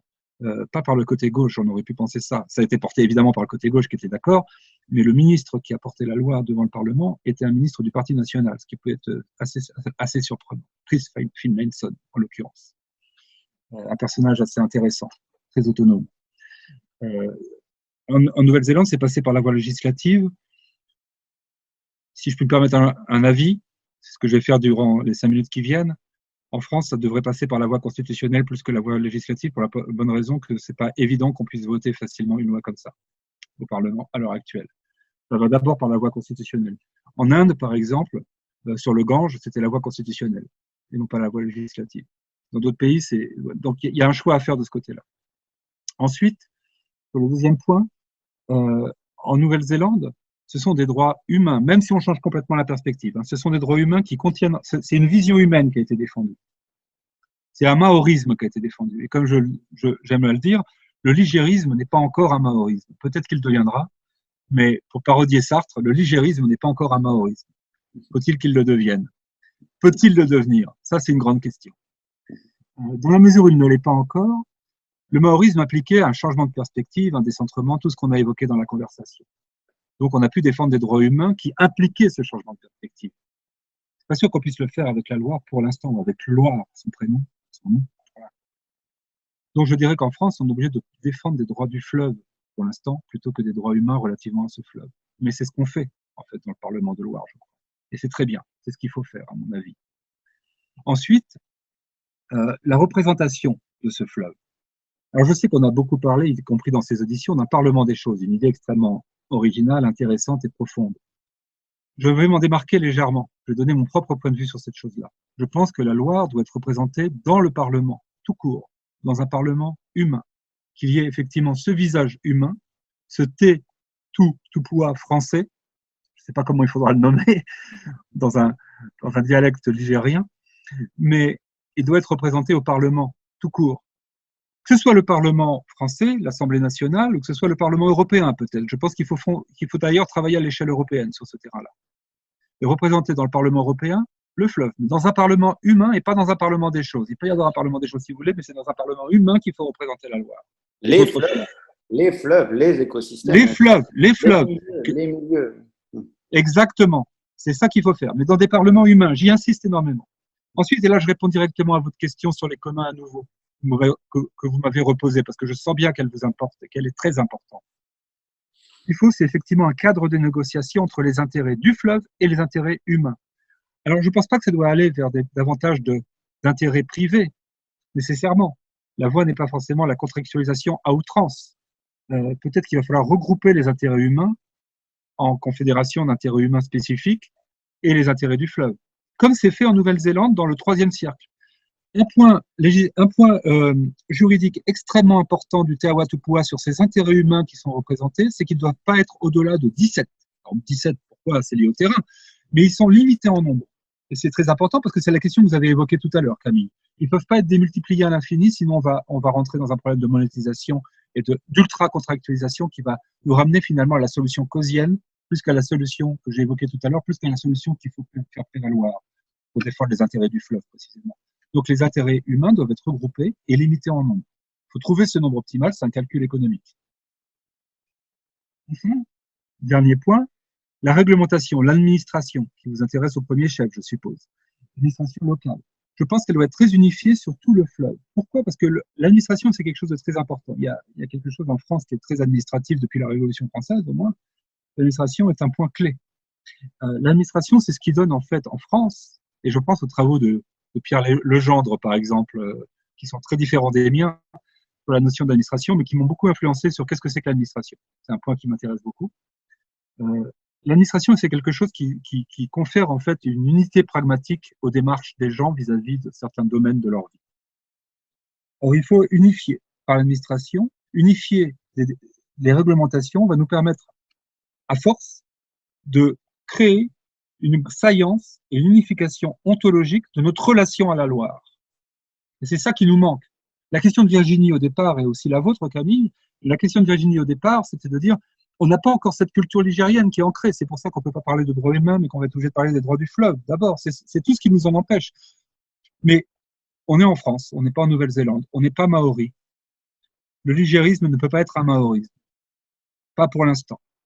Donc, ce qui va nous permettre de créer cette unité ontologique autour du fleuve, c'est aussi de manière très pragmatique une réglementation administrative unifiée du mont Gerbier de Jonc jusqu'à Saint-Nazaire, des montagnes ou de la montagne jusqu'à la mer.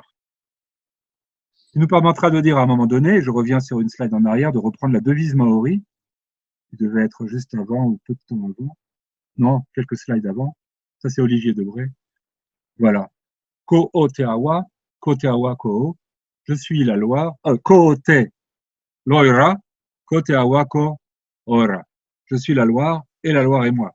ça ne sera pas mon dernier mot, mais c'est une devise qu'on doit pouvoir atteindre via la voie administrative, parlementaire et constitutionnelle. Merci infiniment. Voilà. Merci infiniment, Sacha. Très, très précieux tout ça. Je pense que les membres de la commission, enfin voilà, on est très heureux parce qu'on voit que sur une durée longue de un an et demi, on arrive à avoir une vision de plus en plus précise de là où ça peut tendre, là où ça devrait tendre. Peut-être que Annabelle, vous souhaitez aussi reprendre certains points. En tout cas, je vous repasse la parole et merci infiniment, Sacha. Merci beaucoup, Camille. Merci à tous. Merci de votre attention. Merci Virginie, merci Camille. Donc cette audition a été conduite par Virginie et Camille qui avaient préparé les questions. Et donc il y a une question qui émerge un peu des commentaires, que ce soit sur les réseaux sociaux ou sur le Zoom. C'est autour de la question du gardien des fleuves. En fait, comment est-ce qu'il se nomme et surtout quels sont les cercles concentriques et comment il y a éventuellement on parle de... Attendez, la question exacte, pardon. C'est... voilà, comment savoir que ces visages humains reprennent le dessus au sujet des intérêts qu'il est censé défendre. Voilà, donc, c'est effectivement une question extrêmement importante. Alors, ce sont des personnes qui ont une moralité au-delà du commun.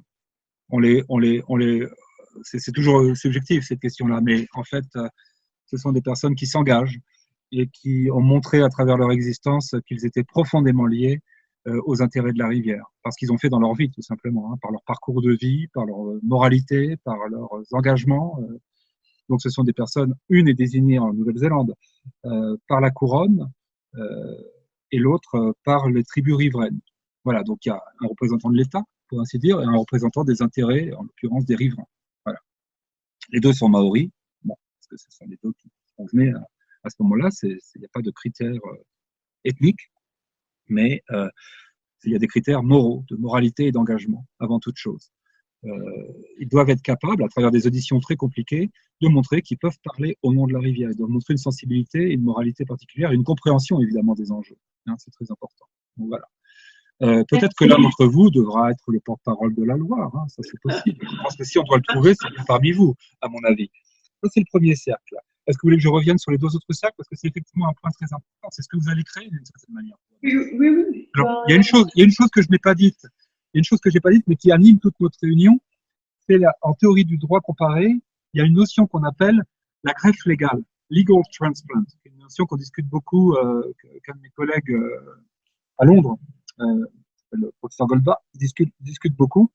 Dans quelle mesure une greffe légale peut passer?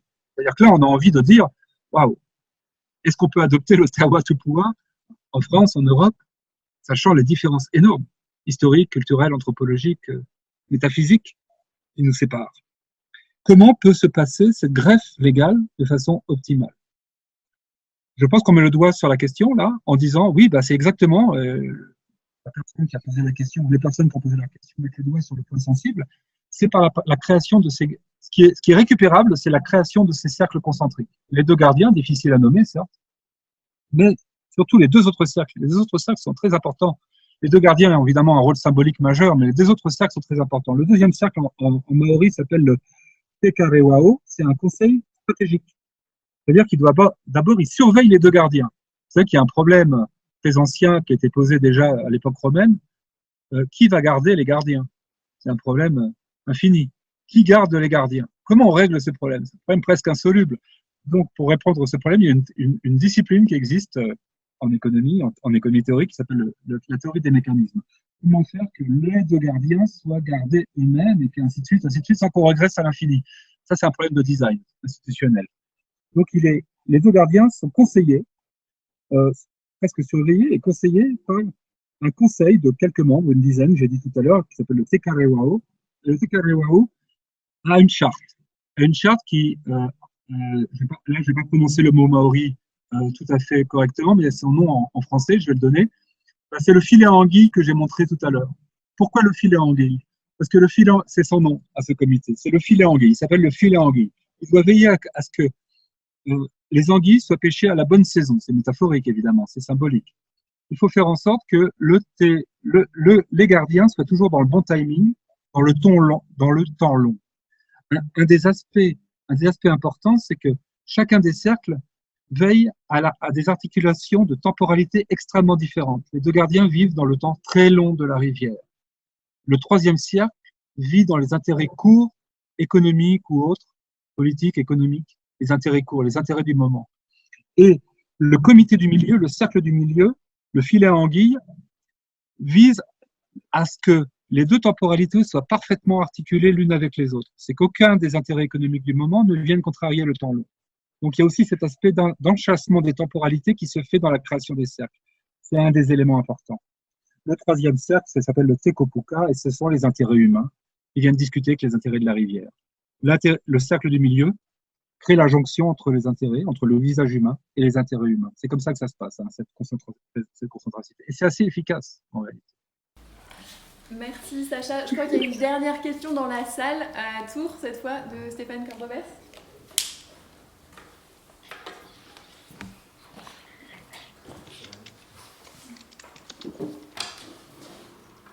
Bonjour. Vous avez en fait commencé à y répondre à la question que je voulais vous poser dans votre dernière intervention. Je voulais revenir sur cette question du design dont vous avez parlé et cette relation homologique qu'il y aurait entre la bouche du poisson, l'hameçon, le savoir humain et en dernier niveau la législation ou l'institution. On aurait tendance à raisonner en termes de communauté de formes ou en fait de formes qui fonctionnent ensemble. Est-ce que ça veut dire qu'il y a des configurations ou des agencements de formes comme ça qui sont optimales ou pas? Oui, je pense que oui. C'est véritablement une question de design. J'allais dire dans tous les sens du mot design, qui sont réunis en un seul, là, quand je l'emploie. C'est ce que vous dites. C'est-à-dire qu'à la fois, il y a ce design. Qu'est-ce que ça veut dire que le hameçon est fait comme ça? Le fait que le hameçon soit fait comme ça implique qu'il y a une connaissance extrêmement fine de la bouche des poissons. Hein, revenons à des choses extrêmement concrètes comme ça. Une connaissance extrêmement fine de la bouche des poissons qui fait qu'on va être capable de sculpter, pas dans n'importe quel matériau, j'ai pas eu le temps de m'y attarder, mais la question des hameçons maoris me fascine, à vrai dire. Hein, j'ai cette faiblesse. Pourquoi j'ai cette faiblesse? Parce qu'en fait, elle est très révélatrice de la finesse de perception de l'environnement et de la diversification de cette cognition environnementale. Des centaines de hameçons différents, j'ai pu voir. Le design artefactuel révèle la finesse cognitive. Et cette finesse cognitive, c'est quoi? C'est la compréhension de la diversité des multiples facettes de la ressource avec laquelle je vis. Mais pour que ce savoir puisse s'exprimer optimalement, dans une gestion optimale, non abusive de la ressource, il faut que les institutions qui encadrent la gestion de cette ressource soient elles-mêmes optimales. Jusqu'à l'époque coloniale, il n'y avait pas c'est pas tout à fait exact. En tout cas, sur la Wanganui, il n'y avait pas de rupture entre la cognition, la sculpture du hameçon et ce que j'appelle la configuration institutionnelle. Quand les trois sont ensemble, une sorte d'harmonie qui s'opère. Et puis la conception, les croyances qui étaient véhiculées. Un choc externe, un choc exogène comme la colonisation va créer quelque chose qui va dissocier ces différentes facettes qui constituent un seul design. Le design cognitif, le design artefactuel des hameçons va se retrouver dans un tiroir au musée et non plus dans la rivière. Le design cognitif, qui consiste à dire ma connaissance de l'environnement est extrêmement fine, va rester dans l'esprit des gens, va se communiquer de génération en génération, mais va plus être utilisé dans les faits sur la rivière. Le design institutionnel va être celui de la couronne, avec des intérêts privés, en l'occurrence, ou publics, qui sont très différents de ceux qui prévalaient au moment de l'utilisation des hameçons. Donc, il faut réunir ces trois moments. Le moment cognitif, le moment artefactuel et le moment institutionnel. C'est ça que fait le Te Awa Tupua. Et c'est ça qu'il faut essayer de faire. Dans le cas de la Loire, c'est difficile parce que la pêche traditionnelle n'est plus là depuis très longtemps. Et je ne dis pas qu'il faut être passéiste non plus. La revendication maori n'est pas passéiste. En réalité, les Maoris ont reçu, le fonds Te Awa Tupua a reçu 70 millions de dollars néo-zélandais pour vivre. Hein. Je ne sais pas si la Loire recevra ça de l'État, mais le fonds Maori a reçu 70 millions d'euros. Le député qui m'a parlé de ce fonds, qui a présidé au vote de ce fonds, il s'appelle Adrian Ruawe, au Parlement à Wellington, m'a dit « Attention, ne vous méprenez pas, ce fonds, ce n'est pas des réparations par rapport au tort du passé. On n'en voulait pas des réparations. Aucun Maori ne voulait des réparations par rapport au tort passé. Il voulait ce fonds pour l'avenir de la rivière, pour remettre en place ce design. C'était un fonds prospectif et non pas un fonds de réparation. J'y insiste dans un chapitre du livre que j'appelle Comment réparer. La réparation doit passer par un fonds prospectif et pas un fonds de dommages et intérêts, en quelque sorte. Voilà.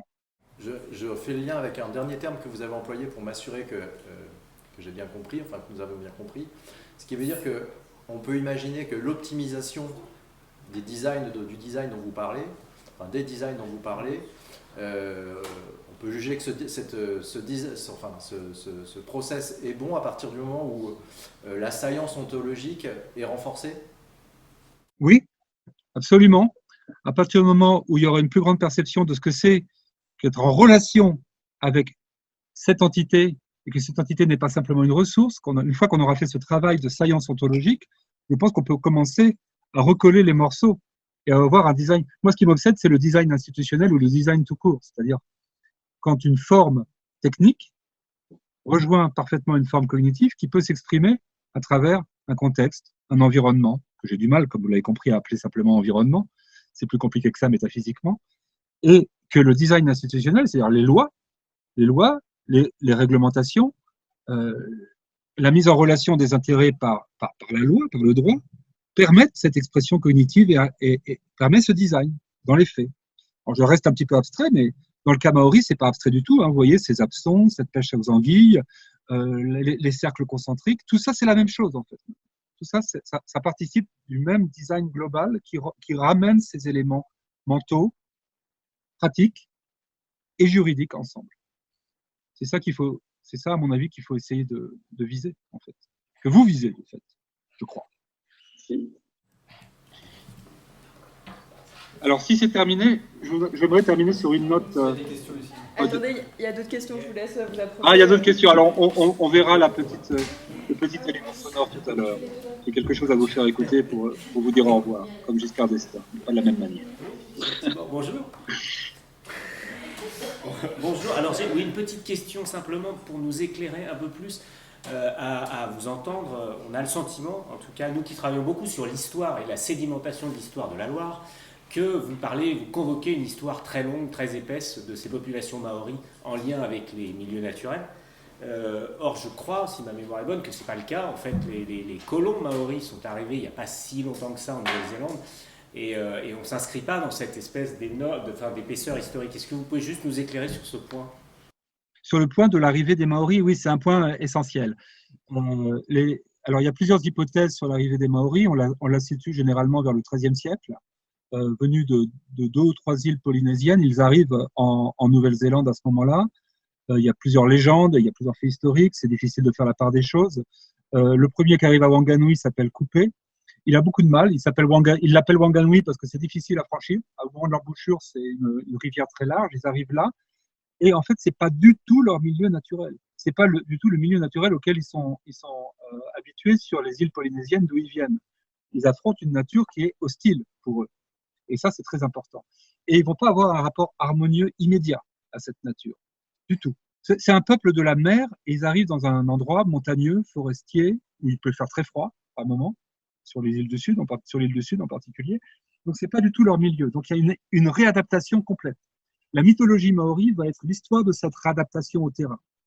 La nécessité de créer des généalogies avec les éléments naturels veut dire en fait, finalement essayer de faire rentrer chez nous ces éléments naturels, de les apprivoiser, de nous les rendre familiers. La mythologie a pour fonction de rendre familier un environnement qui est hostile au départ. Ça va être ça le point de départ. Ça va être une relation complexe avec la nature. Et cette relation au départ n'a pas du tout été harmonieuse. Les Maoris ont déforesté 25% de la forêt initiale, tout simplement. Faut s'imaginer que c'est une première colonisation humaine, tout simplement. Avant la colonisation britannique, qui était la colonisation des Maoris eux-mêmes et de la nature également. Il y a une première colonisation humaine. La gestion optimale ne s'est pas faite tout de suite. Par contre, elle s'est faite progressivement. Ça veut dire que les Maoris ont eux-mêmes organisé des institutions, celles dont j'ai parlé, le design Maori, c'est une façon de rendre plus optimale leur relation avec ce nouvel environnement pour eux. Ça a pris en gros 3 siècles, à mon avis, pour qu'on arrive à cette culture Maori optimale. Ça a pris 3 siècles d'adaptation. Qu'est-ce qui s'est passé pendant ces 3 siècles? Beaucoup d'espèces naturelles, certaines espèces naturelles ont disparu du fait de leur surabus, surexploitation, notamment le fameux moa, le fameux oiseau gigantesque dont les Maoris avaient très très peur, mais dont ils aimaient bien la viande, qui était un oiseau gigantesque primitif de la Nouvelle-Zélande qui est disparu assez vite. En 100 ans, 150 ans, ils avaient tué tous les moas. Il faut voir ça. La forêt était un peu maltraitée. Par contre, pas les rivières. Les rivières, c'était leur ressource principale. Et là, ils ont très vite compris comment il fallait faire avec les rivières. Les Maoris sont un peuple de la mer. Ils ont vu la terre comme la mer au départ. J'en parle dans le livre. Beaucoup de choses, beaucoup de la toponymie maori, la manière dont ils ont nommé les lieux, c'est comme si en fait ils avaient été des marins sur terre. Ils s'en servaient comme de balises, comme des amers, comme des balises, comme des points de repère, comme s'ils continuaient à naviguer sur un élément terrestre. Ça, c'est très intéressant dans la toponymie maori que j'ai un tout petit peu étudiée, de voir que c'est une toponymie marine sur terre. Ça, c'est très intéressant. Donc, il y a plein d'éléments comme ça du design qui se font progressivement, mais qui ont encore des relations avec la Polynésie ancienne. Voilà. Donc, pour dire en fait que les Maoris bien sûr, alors après, la colonisation a créé un choc beaucoup plus fort et qui a détruit finalement à être une gestion optimale de l'environnement, malgré tout chez les Maoris. S'il y a d'autres questions, j'y répondrai volontiers. S'il n'y en a pas d'autres, je voudrais justement illustrer ce point. Mais s'il y a d'autres questions, j'y réponds avant tout. Alors, il y a une dernière question. Je me fais le porte-parole de Lolita. Je vous en prie. Si effectivement, alors on va procéder par analogie, si effectivement nous cherchons donc à la fois les Maoris ligériens, mais aussi les colons, qui seraient les colons de la Loire? Voilà la question. Ça c'est votre territoire, c'est à vous de me dire qui vous colonise. Je veux nommer personne, mais c'est une question très compliquée parce que c'est difficile de parler de colonisation là en France, de colonisation interne d'une ressource. Non, vous avez évidemment des intérêts industriels face auxquels vous devez vous poser.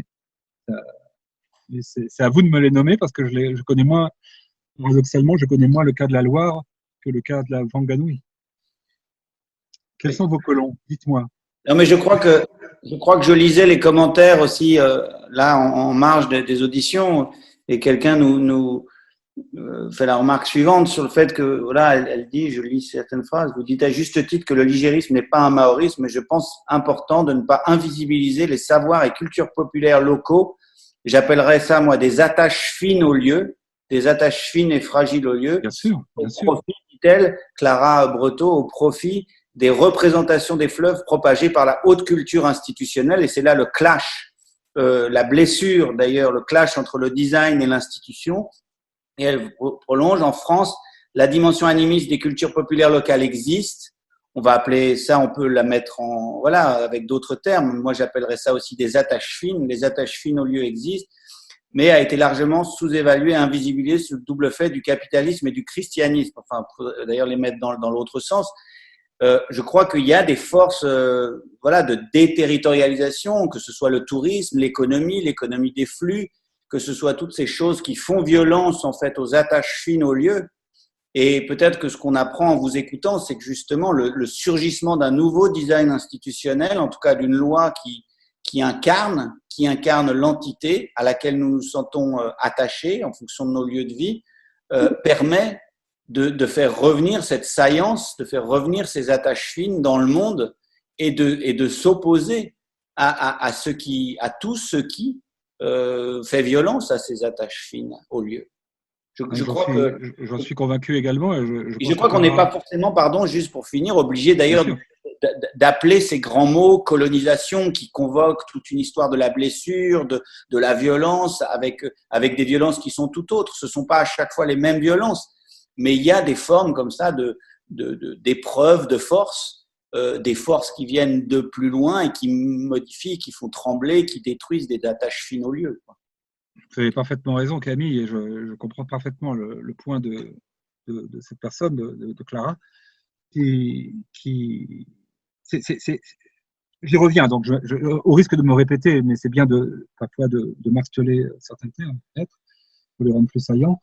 Ce design, ce que j'ai appelé le design maori, ce sont ces attaches fines. Hein. C'est pour ça que c'est pas une métaphore simplement. Le hameçon me paraît le point central. Le hameçon me paraît le point central. Il est le point de rencontre entre ces connaissances locales ce que Clara, je crois, a nommé les savoirs populaires, hein, les savoirs locaux. Et puis, qu'est-ce qui révèle cet hameçon? Ce qu'on sait de notre environnement, la manière dont on va se relier à cet environnement. C'est une attache fine. Et pouvoir utiliser cet hameçon librement, avoir le droit dans notre environnement, ou ce filet à anguilles, puisqu'il y a eu vraiment le cas des filets à anguilles, c'est un cas historique, ils ont été interdits en vue de la navigation touristique de Thomas Cook et ses comparses. Donc là, on est bien dans les conflits des intérêts, hein, c'est les mêmes que Clara pointe, hein, ceux qui se sont passés en 1870 là-bas, au bout du monde. Mais c'est la même question. Tout à coup, on ne pouvait plus avoir cette attache fine, on ne pouvait plus pêcher. C'est un point très littéral. On ne pouvait plus pêcher. Donc le hameçon peut devenir un symbole, en tout cas chez les Maoris, pour moi il l'est, de retrouver cette attache fine, et ça symbolise le fait que la configuration institutionnelle qui le permet soit présente, tout simplement. On est bien d'accord. Après, parler de colonialisme, c'est compliqué, mais pourquoi pas dire que c'est des formes. Il y a peut-être un terme plus générique que le colonialisme, encore, qui capture à la fois le colonialisme tel qu'on l'a vécu dans différents pays, et puis finalement l'attrition, moi j'aime bien ce terme d'attrition, l'attrition des attaches fines locales à l'intérieur d'un même État, d'un même pays, d'une région. Voilà. On va écouter peut-être le son de notre oiseau, justement, à propos d'attache fine. Camille, juste avant, une question qui relève un peu de l'évidence, et elle est tellement évidente qu'on l'avait oubliée. Peut-on faire un bilan de cette loi de 2017, un premier bilan, et par exemple un des sujets sur la qualité de l'eau ou la pollution? Alors, sur la qualité de l'eau, c'est en cours. C'est pas encore complètement spectaculaire. En tout cas, ce qui est sûr, c'est qu'il n'y a pas de détérioration depuis 2017. Quand j'ai parcouru le fleuve, je suis remonté avec un des gardiens, enfin pas un des deux gardiens, un des membres des cercles, du 3e cercle en l'occurrence, qui m'a fait remonter tout le fleuve dans sa voiture, et on s'est arrêté étape par étape. À un moment donné, on a rencontré précisément quelqu'un qui mesurait la qualité de l'eau. Donc j'ai passé 1 heure à discuter avec lui. Donc c'était là. Et globalement, ça s'améliore, mais qu'on n'a pas encore de résultats totalement spectaculaires. C'est-à-dire qu'en fait, le point central, il ne me l'a pas dit aussi explicitement, mais je l'ai compris par la suite dans mes interviews avec différentes personnes, c'est toujours l'épandage des terres dans la rivière. Le point central, c'est pas l'industrie, c'est l'agriculture. Alors, je ne sais pas ce qu'il en est de la Loire, mais on est toujours dans cette difficulté de négociation avec les grands fermiers PACEA, qui sont là. Et comme c'est une propriété privée, hein, pas une propriété publique, les propriétés privées n'ont pas été abolies. Ce qui a été aboli, c'est la propriété publique. On est dans une configuration en termes de droit de propriété très complexe, puisque la couronne a reversé sa propriété, son public trust, sa propriété publique, au Te Awatupua, à la rivière elle-même, mais les intérêts privés sont toujours présents, la propriété privée est toujours présente, donc la négociation, elle se joue là, et c'est très difficile d'interdire certaines règles d'épandage. Hein. Donc c'est là, à mon avis, que le point central encore aujourd'hui, parce que le tourisme, ça s'est bien passé, l'industrie, le tourisme est bien réglementé, les activités de ramassage, de collecte de plantes, maintenant, on ne peut pas ramasser une fougère. On m'en a donné une, les fameuses fougères symboliques. On m'a donné un fragment de fougère parce que j'étais quelqu'un qui le méritait, m'a-t-on dit. Donc, très fier. mais voilà. Mais par contre, les intérêts agricoles, ça c'est très compliqué. Et ça sera compliqué, à mon avis, dans la partie ouest de la Loire. Ça risque de le rester encore. Voilà. Alors, je vais vous faire écouter quelque chose, sauf si, bien sûr, vous voulez continuer à discuter. Il y a un oiseau qui me plaît beaucoup, et pour moi, c'est le cri et de ralliement. Alors, écoutez cette chose-là. Mettons, si vous voulez bien, l'image de l'oiseau. Voilà. C'est un oiseau que j'ai photographié. Pareil, sur le linteau d'un marae, d'une maison communale maori, le long de la rivière Whanganui. Et cet oiseau, j'ai questionné mon guide. Il m'a expliqué un petit peu ce que c'était cet oiseau. Alors d'abord, c'est une vieille femelle. C'est une vieille femelle. Pourquoi? Parce qu'elle a un bec assez long et il est recourbé. Donc c'est la femelle. Et moi, très naïvement, je me dis, il est très beau. Enfin, il est très beau. L'image me plaisait beaucoup. Je me disais, oui, mais vous ne risquez pas de le rencontrer parce qu'on a vécu depuis 1907. Le dernier qu'on a entendu, c'était en 1907. Dans la région, il n'y en a plus.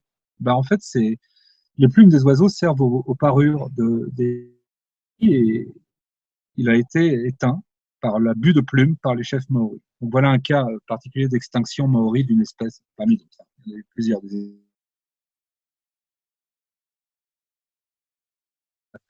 Très important pour son plumage.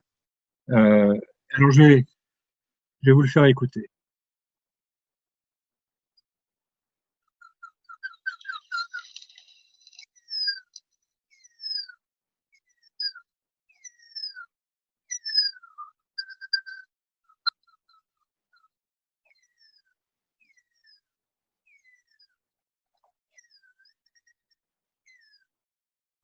Voilà. Voilà le cri de l'oiseau. Sauf que c'est pas un oiseau qui l'a fait, c'est un homme.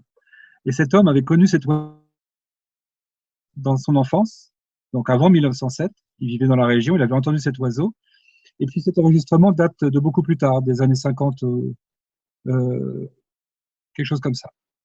Et sur la radio néo-zélandaise, il est venu à la radio et on lui a demandé de refaire le cri de l'oiseau et apparemment il l'aurait refait à la perfection. C'est un cri qu'on entendait, qui pouvait percer la forêt qui était très dense à des kilomètres à la ronde. On l'entendait rarement, mais quand on l'entendait extrêmement fort à des kilomètres à la ronde. Alors moi, j'adore ce cri de l'oiseau, imité par un homme, par un Maori, 50 ans plus tard ou 40 ans plus tard, qui avait ce souvenir d'enfance. Cet oiseau comme un cri de ralliement pour une espèce disparue. Et pour moi, c'est comme ça que je l'appelle, un cri de ralliement pour une espèce disparue. Et j'aimerais terminer sur ce son, sur ce bruit, à la fois humain et tellement oiseau. Les deux à la fois. Merci infiniment. Merci beaucoup. Je vous remercie à vous tous pour votre écoute et pour cette invitation extrêmement importante pour moi. À bientôt, Sacha. Je pense qu'on va rester de toute façon en lien pour le scriptage de cette magnifique audition. Et merci infiniment au nom de toute la commission, de tout le monde. Et puis, dans les semaines à venir, on reste en lien. Et merci à toutes celles et ceux qui auront suivi à distance ce temps-là. Merci. Je vous remercie. Je remercie toutes les personnes qui ont assisté à cette conférence. J'aurais préféré les voir, évidemment, et être en face d'elles. C'était beaucoup plus vivant, mais je fais ce que j'ai pu à cette distance. Voilà. Et à très bientôt. Bien sûr, on reste en contact pour vos projets, différents projets. Au revoir. Au revoir. Et pour ceux qui nous suivent, il y a une prochaine audition demain de 11h à midi avec la juriste Marie-Angèle Hermite. Voilà. À demain. Au revoir. Merci.